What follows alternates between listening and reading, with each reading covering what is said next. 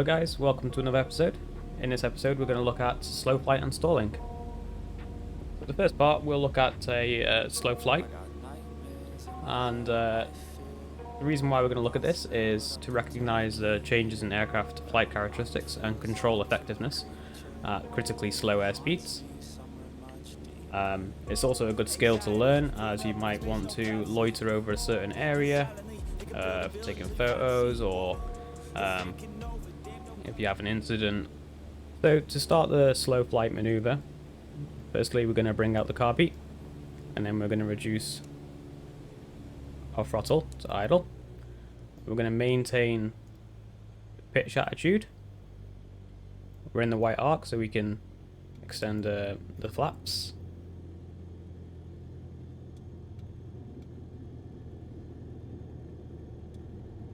As our airspeed's getting low, we can add some more throttle,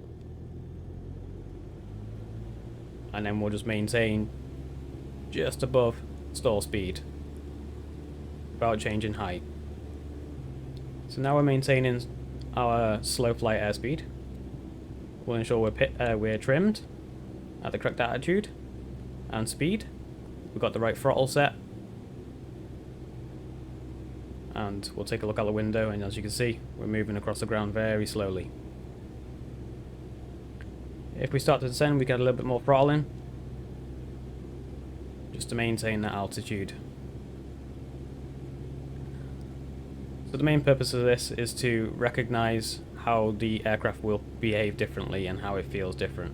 So the big giveaway is obviously it's quieter, your airspeed's low, and your controls become pretty ineffective. So I'm turning the yoke quite a bit, and it's quite sluggish, it's quite sloppy feeling. But the aircraft will, provided it's trimmed nicely, will happily sit at a slow airspeed like this. Sorry about that, the camera went a bit funny there. We can also conduct shallow bank turns, being careful to watch the airspeed.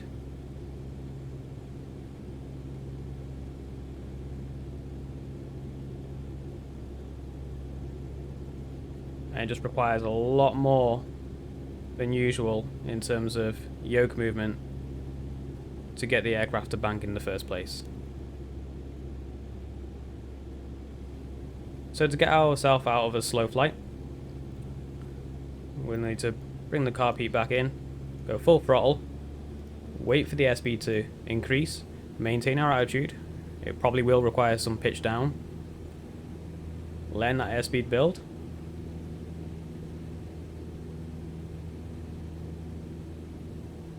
So with 30 degrees flap, we do have a lot of drag, so we can retract a stage. As you'll see, our airspeed starting to increase again.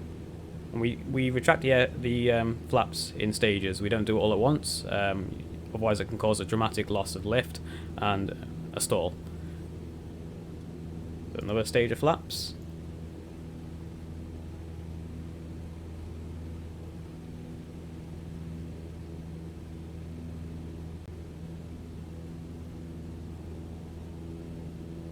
Being careful not to climb too much. If you need to retrim, that's fine.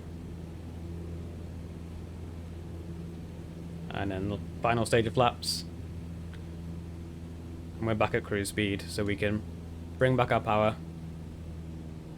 back to the cruise power setting, about 2300 RPM, and then we can retrim. And that's slow flight. It's pretty simple, but definitely a useful skill to learn. So now we'll take a look at stalls. Our first stall will be a power off stall, and we will recover at incipient stage. So that's the initial signs of the stall. Usually the stall warn a horn or light. In this case, for this aircraft, it's a horn. There is other characteristics of the stall also that we'll go through. So to begin the stall, again, we'll bring out the car peak, and we'll go with idle throttle. maintaining that attitude. And we'll just maintain our altitude.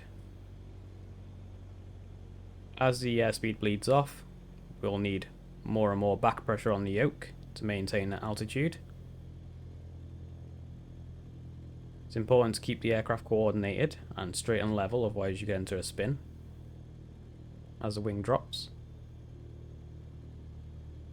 So our first sign is we need a lot more back pressure, and the attitude of the aircraft is very nose up.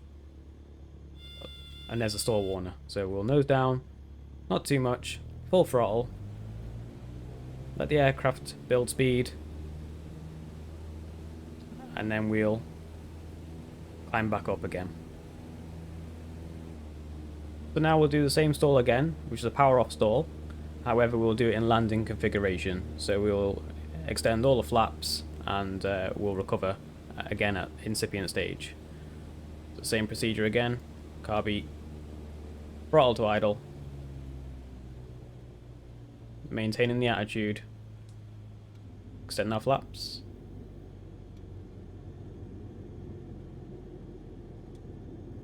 maintaining our altitude. Again, we've got a nose up attitude, requiring a lot of pressure, and there's the horn. So gentle nose down, car beat away, throttle to full. As we gain airspeed, we can retract our flaps in stages and begin our climb back up to our altitude that we were at. Again, it's important to remember that we don't retract our flaps all at once, we have to do it in stages. So the next stall we'll look at is a power on stall, and this simulates a stall during takeoff. Similar procedure as before, and we will recover at incipient stage. However, the angle of attack will be much higher, the nose will be much more pitched up, and we'll be at full throttle. And to recover, it's a simple relieve the back pressure on the yoke and bring the nose down a little bit out of its high pitch attitude. So full throttle. We'll climb at VY initially.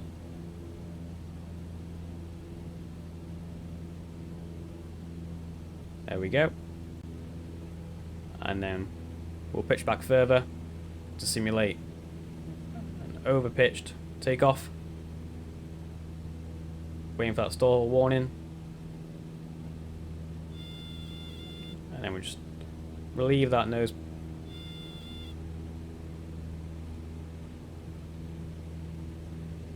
And let the airspeed build back up again.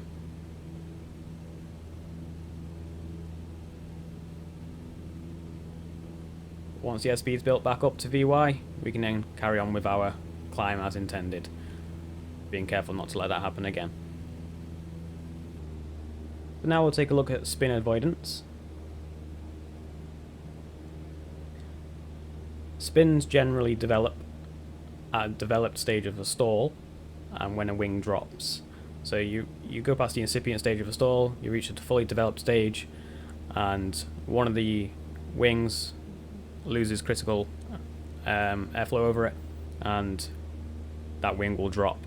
It's really important that we don't use a slip indicator during the spin, as a slip indicator that's on the left hand side of the cockpit will always indicate left in a spin due to the aerodynamic forces, even in a right turn.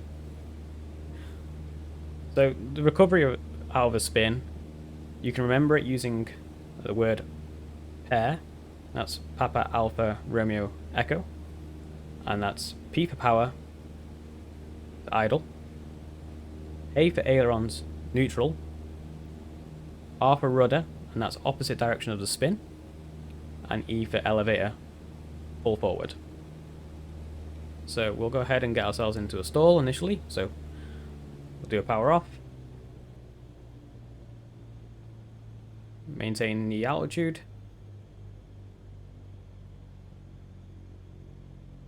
waiting for that airspeed to bleed off. In a real aircraft, you start feeling a bit of buffet before the stall horn, usually.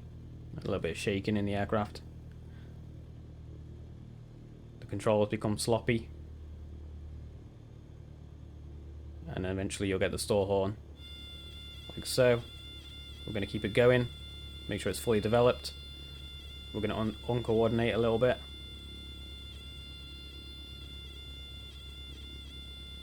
Let a wing drop. And there we go. So, power to idle is ailerons neutral, rudder went in the opposite direction of spin, and elevator full forward.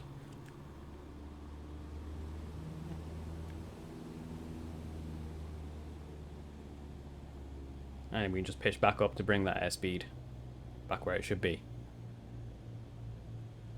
And then we can climb again to gain our altitude. So we'll just do that one more time. So power to idle.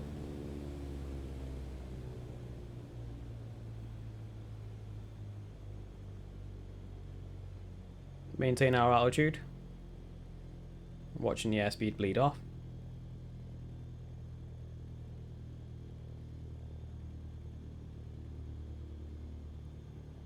Requires more and more back pressure.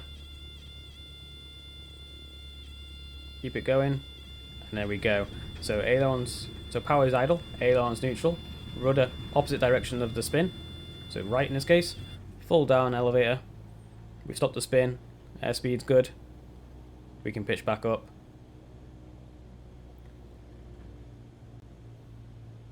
And then we can have power again once we're at a comfortable speed. Probably for most of us, land straight after. That's about it for this episode, guys.